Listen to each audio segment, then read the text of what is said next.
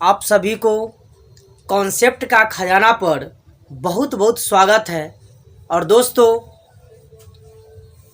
आज हम लोग द्विघात समीकरण में एक ऐसा टॉपिक है जिसका नाम है मूलों की प्रकृति।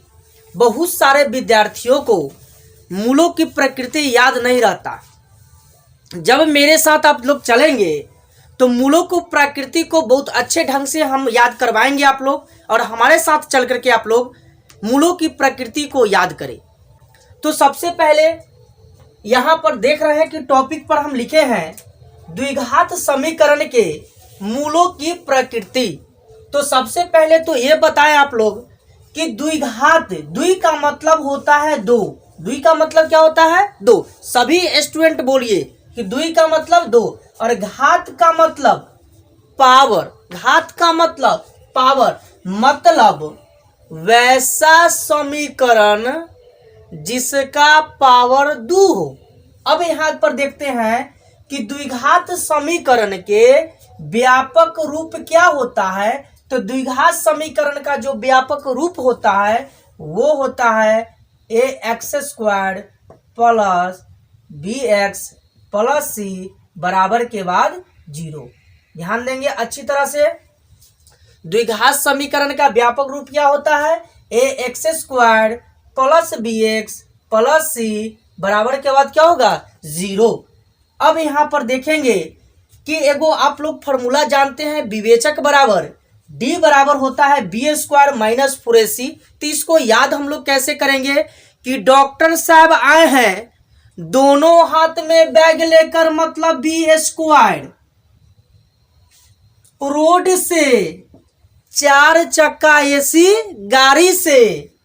तो अब डॉक्टर साहब अलग अलग रोगी का टेम्परेचर चेक करते हैं। तो डॉक्टर साहब क्या कहते हैं से सुनिए। यदि डॉक्टर साहब अगर अगले रोगी को टेम्परेचर चेक करते हैं तो इसका टेम्परेचर d बराबर 0 आता है। जब d बराबर 0 आता है तो डॉक्टर साहब कहते हैं कि बच जाएगा।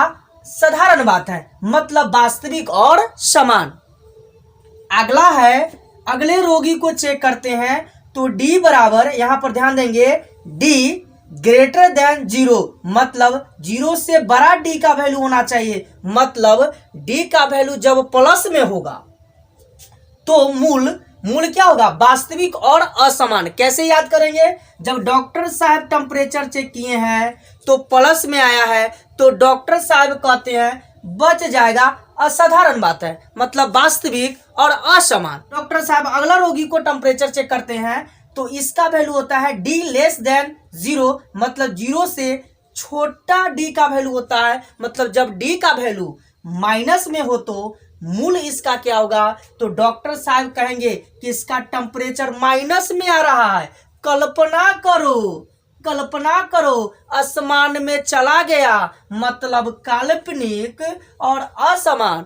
फिर से एक आप लोग देखिए हमारे साथ कि डॉक्टर साहब आए हैं दोनों हाथ में बैग लेकर, मतलब b² रोड से 4 चक्का एसी गाड़ी से। तो फॉर्मूला याद हो ही गया होगा कि d बराबर b² माइनस में 4ac।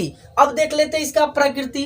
डॉक्टर साहब जब टेम्परेचर चेक किए हैं तो d बराबर 0 आ गया है। जब d बराबर 0 होगा तो इसका मूल क्या होगा? तो डॉक्टर साहब कहेंगे कि बच जाएगा। साधारण बात है, मतलब वास्तविक और समान।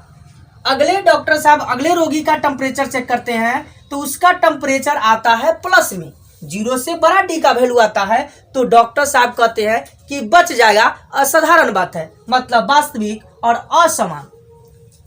डॉक्टर साहब अगले रोगी का टेम्परेचर चेक करते हैं तो माइनस में आता है। जब माइनस में टेम्परेचर आता है, d का वैल्यू माइनस में आता है, तो डॉक्टर साहब कहते हैं कल्पना करो असमान में चला गया, मतलब काल्पनिक और असमान। तो दोस्तों, यह वीडियो आपको कैसा लगा हमारे कमेंट बॉक्स में कमेंट करें, शेयर करें। और अभी तक यदि हमारे चैनल को यदि आप सब्सक्राइब नहीं किए हैं तो सब्सक्राइब कर दीजिए। दोस्तों, आज के लिए वीडियो यहीं तक। बहुत बहुत धन्यवाद। फिर मिलते हैं अगले वीडियो में।